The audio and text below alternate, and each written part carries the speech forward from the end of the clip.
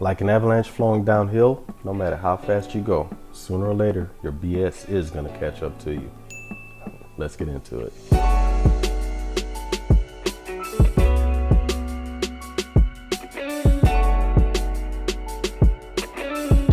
What up, y'all? I'm Christopher Markland, author of the books Desperately Seeking Exclusivity, Desperately Seeking Pleasure, with my third book, Desperately Seeking Clarity, coming soon. Links to purchase each book are in the description section, so hey, be sure to pick up a copy and please leave a review. Let me know what y'all think about it. So, welcome to my review of the first part of the reunion episode of season 4 of Ready to Love. As I've done all season, I don't just regurgitate or tell you what we've already seen, because we all watch the show, we all love the show, but instead I use the show and the things that happen in it to talk about how men and women interact with each other when it comes to dating, seeking love, and just getting in relationships. We're going to get down to the nitty-gritty about the romance, the drama, the breakups, and the makeups. And we'll find out exactly where our final 4 couples stand now. Coming up on the Ready to Love Houston reunion special. So this is the first time that the whole crew has gotten back together since the Mixer episode way back in episode 2. So we have all 10 men, all 10 women that we started out with. And y'all, I'm not a big fashion guy. I don't know nothing about the fashion trends in Milan and Paris and all that. So I'm going to leave the critiques up to y'all. But some of them outfits, I'm like, whew, I don't know. I know I couldn't pull none of that off. But for the most part, they are a good-looking group of black men and women that you can tell they came dressed to impress. Well, some of them did. The rest of them, ugh. Y'all, let me know what y'all think about their outfits in the comment section.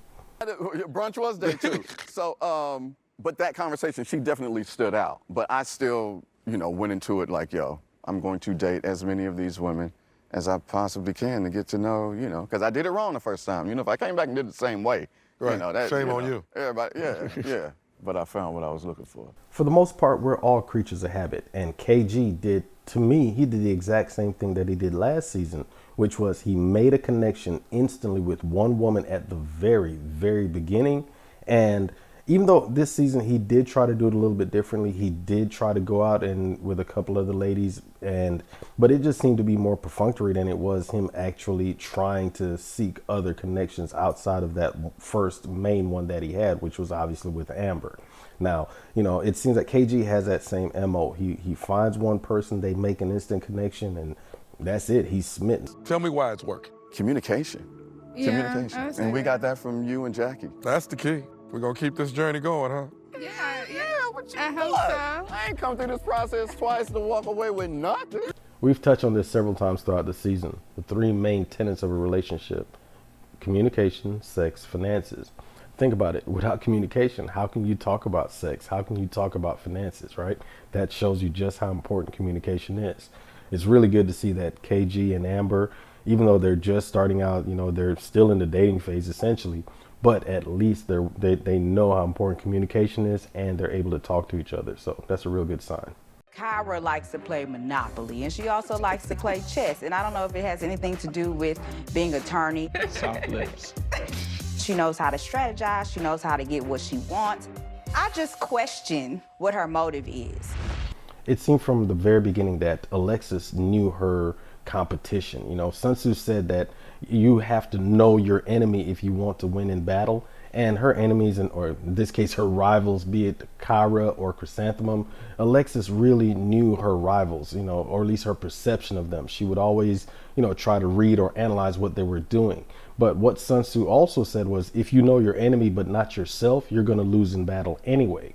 And it seemed like Alexis, for me, she never seemed to be who she was consistently and authentically, because sometimes she'd come across like this sex-starved woman, she'd make these little comments, these innuendos, that kind of thing. And then other times she'd be a woman of God and high virtue, and it just never really knew who you were getting. I mean, when she was talking to to AJ, it would be one thing. And then when she was talking to Iran, it would be another. She needed a man of God to lead her family. But with AJ, she's making comments about we can use hot wax. So the two just never really seemed to match. And it just always confused the hell out of me, to be honest. When we're all questioning this 4 out of 6 thing, and how did all of these men shift you know, to Kyra. Then question them, don't question me. Hold on, let me finish. It was stated that you may not have really been here for love, but it was really about getting to the end. You know what? This was one of the most interesting things that happened this season when let's not say all, but 4 of the guys chose Kyra. It was Jason, AJ, Joel, and David all at one point said Kyra would be their number 1. Now, we know that, you know, of those 4, it was Jason and AJ that there was a real connection between her that they were really working on. You know, Kyra was working on Jason and AJ and vice versa. So for the other 2, David and Joel, we talked about that at length, how both of those men were moving just crazy and really were just latching on to Kyra because of the nonsense that they had going on in their situations, be it David and Liz and Joel and Vernisha. I was hearing that Ron was the person that every time it was some mess, it was always coming from him. Yep. So that's funky. And I was like, yo, I'm tired of hearing about his name in the midst of stuff. Ron tried to talk to me before the show. I don't like Ron. Oh. So I don't have nothing for him. So if you acting shady towards me because I didn't give you no play. Exactly. So don't do that. There are some people that always seem to be involved in some kind of drama, just always in the mix, some way, somehow. If there's some drama, some kind of just a dust up, a kerfuffle going on, it's gonna be that person. And you know, I'm gonna be talking about this in my next Markland Mondays program. It's gonna be coming up on the 12th. We're gonna be talking about fireworks, meaning those people that always are in the middle of something. When something pops off, you can best believe that they're in the middle of it. What happened? What do you think you did wrong? Mean Girls. No, I probably should have worn what I wore, man. I probably shouldn't have did that. Because you fly tonight. You know? Khalil's issues are way more than what he chose to wear to the mixer. All right, it goes way beyond wardrobe choices. His main issue is that he's just socially awkward. A big part of a man's swag, if you will, is his confidence. And if you don't walk with confidence, then how can you expect a woman to be confident about you? How can she be confident in that you're going to lead? How can she be confident in that you are going to be the protector and all of those things? Because if we look at Khalil, he's just stumbling and bumbling and fumbling around, and you know, he seems like a real cool dude. He's a good guy, teacher and all of that, but he is not confident in himself, and he's not confident in how he interacts with the ladies, and it shows. So it's not what he decided to wear, it's not wardrobe, it's confidence or the lack thereof. Yeah. Like he said, we haven't been on a date, but we've, you know. Bro, what you waiting on? Have you asked out, Chris? I have not asked out yet. Come on, Christian. Don't you think this would be a great time? Right now? Yeah. Yeah. Again, confidence. There are a few traits that mark a confident man. Body language, your demeanor, how you carry yourself. And a big one is not being led by others.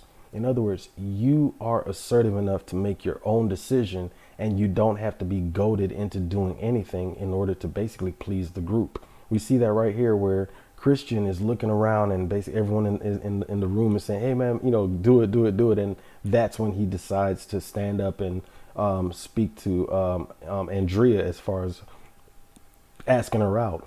Those are the hallmark. The way he's moving right there is a hallmark of a man that lacks self-confidence.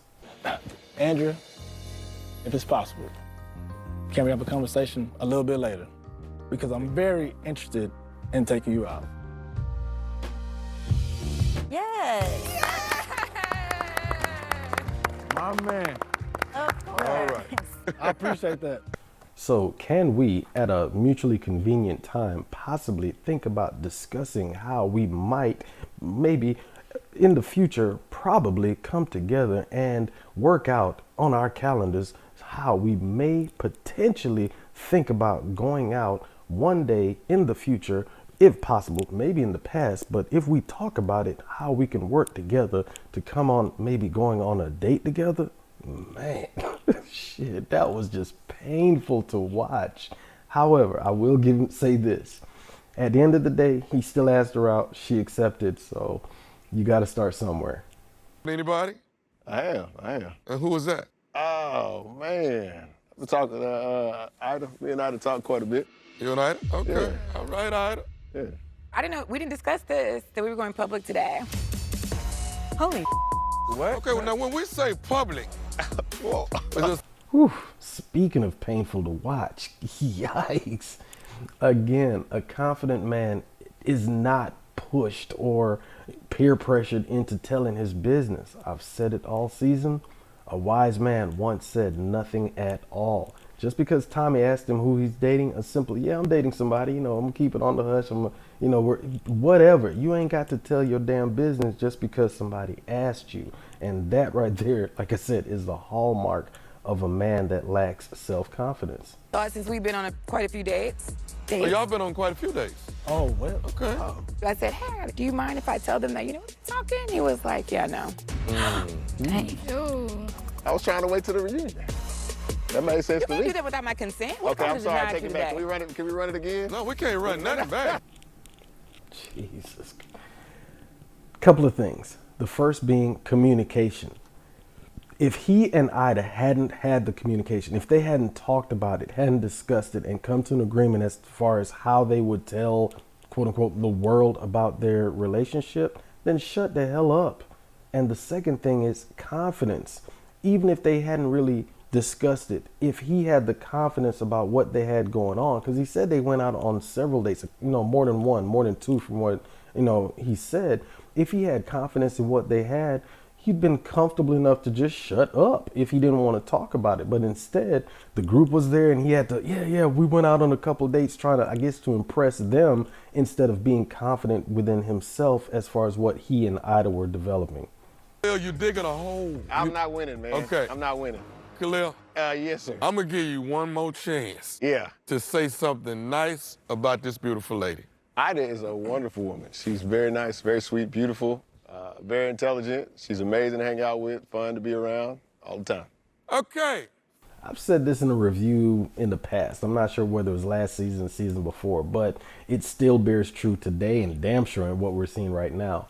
Men will talk themselves out of the twat because they either talk too much or don't know when to shut the hell up. Right here, Khalil running his mouth, trying to impress the group, I guess, by talking about his relationship, and he hadn't necessarily gotten the okay, or they weren't on the same page. I don't even know if there's any recovery after this, because the look of sheer annoyance on Ida's face, shit, it might be a wrap on this one. Ron, that's not how you talk to a lady. That was about AJ. So that was like saying, I've seen this guy treat you badly, and he turns it on a week before elimination, and you just now all of a sudden is with it. I was saying I thought you were smarter than that to not notice that. There were a few things that really just kind of bothered me about how Ron moved, right? And you go all the way back to when Tommy introduced KG, brought him back, and the little comments that Ron was making then, and then you go back to when Tommy asked KG about his assessment of Chrysanthemum, and then Ron made them little catty ass comments as far as he's a niche market guy, that kind of thing. And even now, if he's talking to Alexis, he's bringing up AJ and just how he moves. It's kind of unseemly, how he's talking about his rivals. He's like the only man of the only guy of the group that did that, right? There's just something about that. It's similar to what I was saying about Alexis.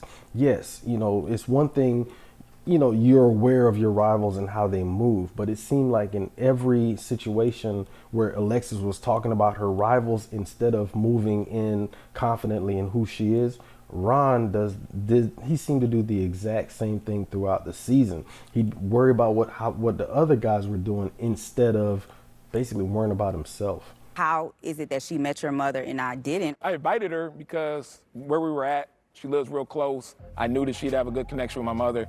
When you take a woman to meet your family, then that comes off as you're serious about her. And to do her like that, that's wrong, and I'm not even okay with that. Like I said, it wasn't like... Like I said, a wise man once said nothing at all. I am very leery of a man that always has to respond to everything. He always has something to say. Now, This season, this crew, more than any other in the past, has been heavy on social media. Of course, I'm in a couple of these groups on Facebook and, social media as far as Instagram where they go live or whatever. And even some of the interviews that they've done. What I've tried to do is insulate myself from them and not watch a lot of those videos, those reviews, those comments, etc., because I really didn't want them to seep into what my analysis of the show.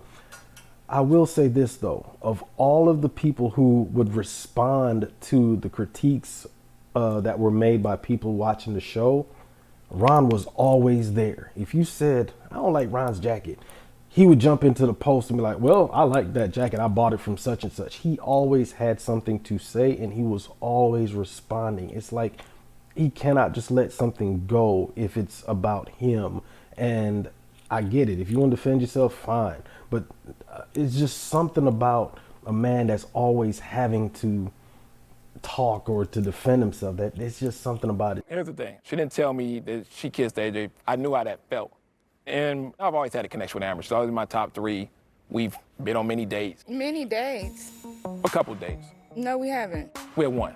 How you going from many to one? There's a certain dignity of a man that learns how to take an L. In the game of love, you win and you lose, and there are lessons to be learned in either case. And it seems that with Ron, he cannot take that L. No matter what, he has to say something. He has to talk to defend himself, as opposed to being like, you know what? Okay, cool. It didn't work. Whatever the case may be. And if something does come up that involves Ron, like I said, either now as we see him defending what he did, if you take a woman to meet your mother, that's a big deal. And it's always, and such as no.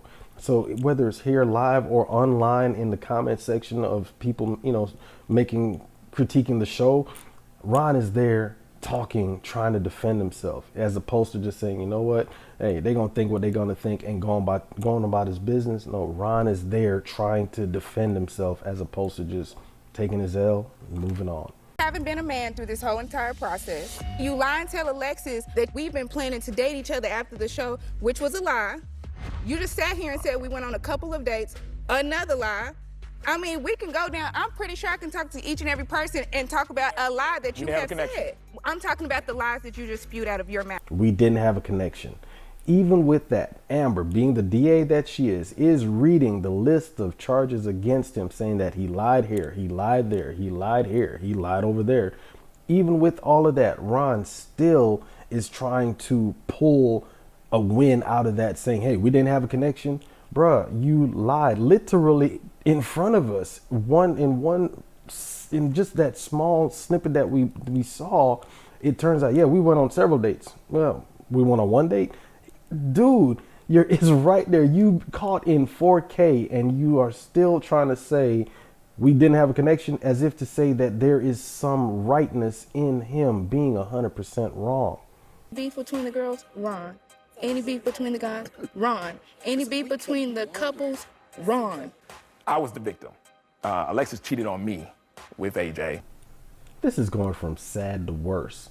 Like I said, there are some people who, if there are fireworks around, they are involved. They may be the ones sparking the fuse, or they may be the ones popping off. But if you see some fireworks, you best believe you're going to see them. They are always involved in some kind of drama, some kind of beef, whatever the case may be. But the funny thing is about those people that are always involved, they some kind of way find a way to make themselves be the victim, as if to say they were the ones that were wronged, even though they are actually the one causing the situation in one way or another. Because we know what it's like every time we leave our house, every time we get in the car, because we don't know what the hell about to happen. Right. We don't know if we get pulled over, what's about to go down. We know we on ready, set, go every single second. So to be able to come in together as a brotherhood, man, and unite, take advantage of it. What Tommy just said really hit home for me. My son just turned driving age, and we've got some pretty decent cars, right?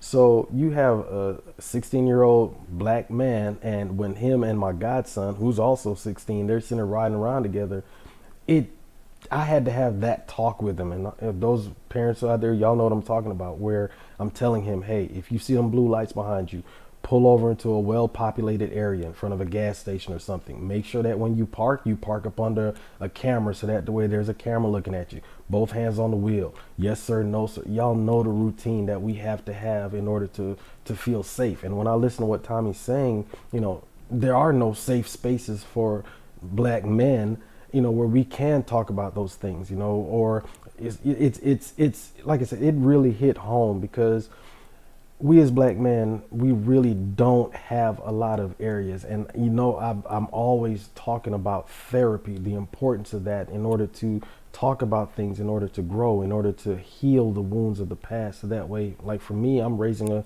a young black man. So I cannot bring the sins of the father from my father and pass it on to him. I will not do that. So what Tommy's saying right there, just the whole thing, and just watching how the men move the season with each other. Well, some of the men, but it really was. It was just good to watch. It really, I just really appreciated that aspect of the show. I see the double standards of things. I see this bromance. I see y'all having these emotional moments. I see y'all helping each other move, being there for each other. But then when the ladies get together and develop friendships, you're on there to date. You're competing with each other. Like, how can y'all be friends? That's a good point that she just made. I will say that because using what she just said, the bromance, the guys, they did, establish friendships. They did have a lot of camaraderie between them. So I can kind of see what she's talking about. However, the difference is if one of the guys was talking to one of the ladies, then another man wouldn't come walking up and start asking them questions about what they were doing, or you dating my homeboy or whatever. No, those dudes would fall back and allow the women to, and especially early on, of course, obviously, as they whittled down the count, the number of men and women, it was a little bit different because connections were made at that point. But if you go all the way to the beginning, when there were still a large group of men and women, the guys wouldn't come in and interfere, if you will, with what another man was doing, or the connection that he was forming, or a conversation that he was having with a particular woman. And that is the issue that most of the guys had with the frickin' frack, is that if they were talking, say one guy was talking to Chrysanthemum, then Stacy would walk up and say, hey, you talking to my girl, and start, interjecting and forcing the issue, as opposed to, letting the men have a conversation uninterrupted. That was the main issue between the two. If you were talking to one, then the other would come up in the conversation and just ruin the flow. Do you think the men may have been intimidated by the friendship? A little, probably. A little bit? Those are facts. Intimidated every time I hear that word. But anyway, the real issue, like I just talked about a little bit, is with the whole frickin' frack thing, as contrived as it was essentially the lack of boundaries.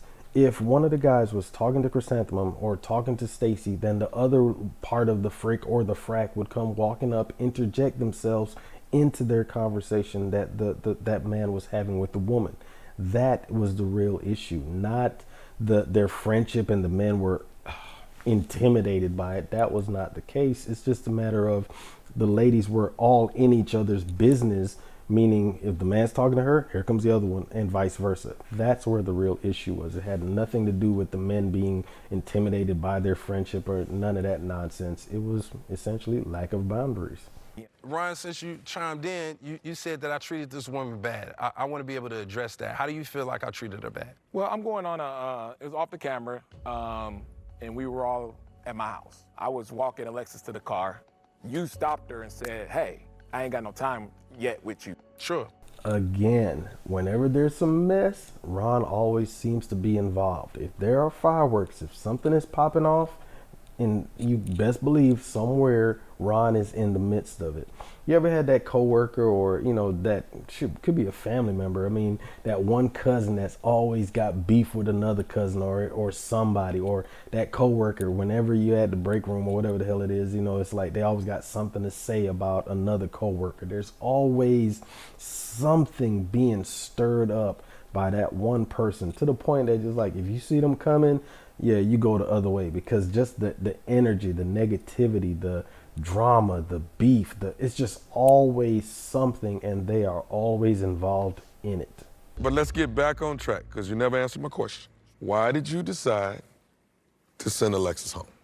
Because ultimately I felt like the connection that I had with Kyra and where it was that I saw that relationship being able to go. And it was just simply my choice.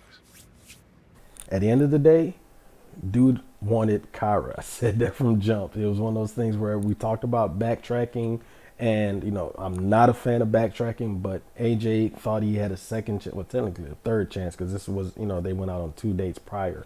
But AJ made his decision. He wanted to pursue something with Kyra, and as painful as that may be to Alexis, it was still AJ's decision to make, and he made it. It seems like they're trying to force him, well, why did you do this? And no, they weren't asking anybody else about why they chose who they chose, but for whatever reason, it's a thing that AJ chose Kyra over Alexis. What was it in that split moment to change your mind right there and choose Kyra?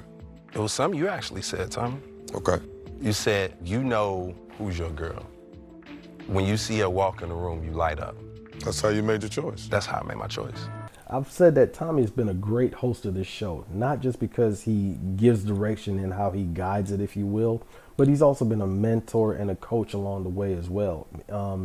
Just in this episode alone, not once but twice, you hear the men referencing something that Tommy said that gave them direction in how they moved. Now, even though I've not really been a fan of the couple episodes where his wife came in, because in my opinion, she really didn't add anything of substance, it was good to see her and Tommy, how they interacted. You know, obviously they have a strong relationship, but what she added to the show to me really wasn't anything that was necessary. You know, it just, she was just there in my opinion. But when Tommy as a whole, for all 4 seasons, dude has been solid as far as how he's moved, what he said, how he's guided, how both the men and the women, he's held people accountable when they had to. He's given directions when he's had to. He's just been a real good host for the show. And when I get back from my trip, I get a phone call from Alexis. You want to share what you told me? No, you finish the story. Okay. I hear that y'all had gone out on a date, and then they had kind of been kicking it a little bit thereafter. What I didn't understand was, why would she call Kyra to tell Kyra that she went out on a date with AJ? There's something messy about that. And then why would she even DM AJ on her birthday? I'm trying to understand. If, you know, I get it. If they had a friendship, if they had, yes, there was a connection between AJ and Alexis, sure.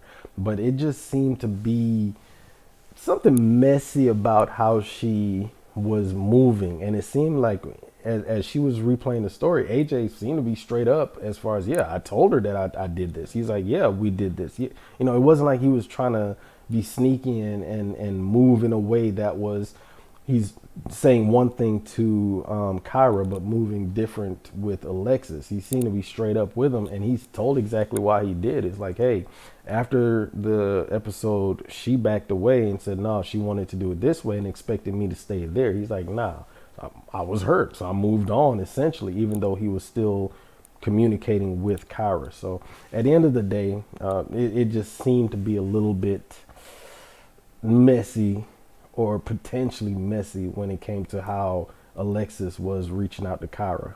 Kyra? Yes. After hearing all of this, Yes. are you interested in continuing to date AJ? Yes or no? Hold on. We are out of time. Y'all gonna have to come back next week for part 2 of the reunion special. So with that, part 1 of the reunion special is over, and I really want to hear what Kyra's response is. I think I know what it is, because she's been pretty consistent throughout the season, but I'm still looking forward to 1, what she's got to say, and 2, I really want to hear about, you know, David and Liz, Jason and Liz, Troy, and a couple other people that we really didn't hear from this episode. I'm looking forward to next week. And as always, y'all, I want to thank you for watching this review. In the meantime, hey, like I said, the links to my books are in the description section. And if you haven't already done so, please be sure to follow me on social media. On Facebook and Instagram, it's at author Christopher Markland. On Twitter, it's author_Chris M. And as always, y'all, hey, look forward to seeing y'all next week. Stay determined.